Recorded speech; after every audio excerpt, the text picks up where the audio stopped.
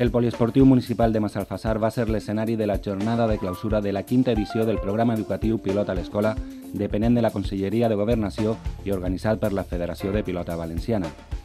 Una jornada a la que assistiren al voltant de 600 alumnes de 26 centres escolars de tota la comunitat. És un èxit impressionant. El que estan disfrutant tots així. Així hi ha unes instal·lacions en Massalfassar pràcticament inigualables, ¿no? Perquè tenim así espai suficient per atendre a tots els xiquets. Esta edición ha sido una edición muy positiva, sobre todo en cuanto al número de demandantes del programa en sí.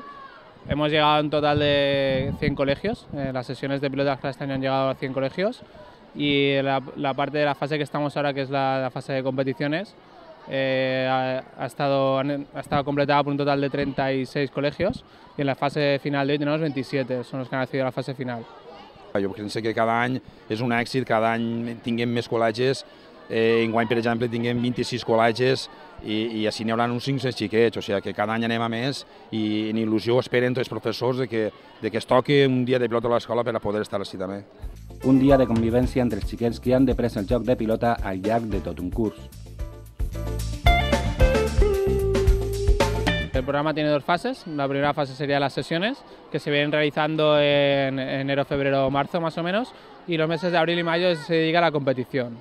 Al llarg de l'any escolar anem a diferents col·legis de la Comunitat Valenciana a donar classes de pilota a l'escola i també aprofitem per a fer competicions entre ells, entre els col·legis, i després un dia a l'any, a final de curs, pues també este día, que siempre lo hacemos en Massalfassar. En definitiva, el resumen es: vamos a los colegios durante los primeros meses del programa de pilota a la escuela, impartimos la sesión y a través del profesor se apuntan en la federación a la competición. Es totalmente gratuita la inscripción.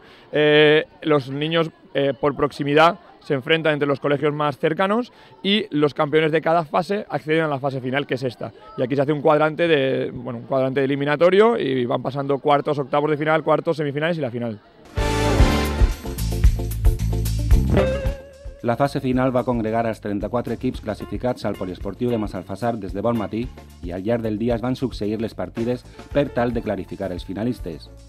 La competició es disputa en la modalitat de raspall mitjançant un sistema d'eliminatòries. Hemos probado en otras ediciones anteriores a practicar también el frontón, pero como se trata de una categoría de iniciación muy básica, el frontón era demasiado complicado. El hecho de que del raspall y la pelota puedas jugarla siempre que va por el suelo facilita mucho a los chavales el poder jugar más fácilmente. Por eso se practica el raspall. Al final del dia, els equips de Tibi i de l'Ausiàs Marc de Llutxent van disputar la final en categoria masculina, mentre que en la femenina van ser els de Benicàdim i Beniarbeig.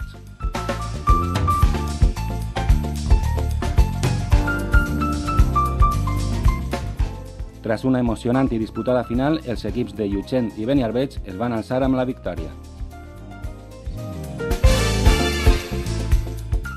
I la valoració de tots els col·legis és extraordinària.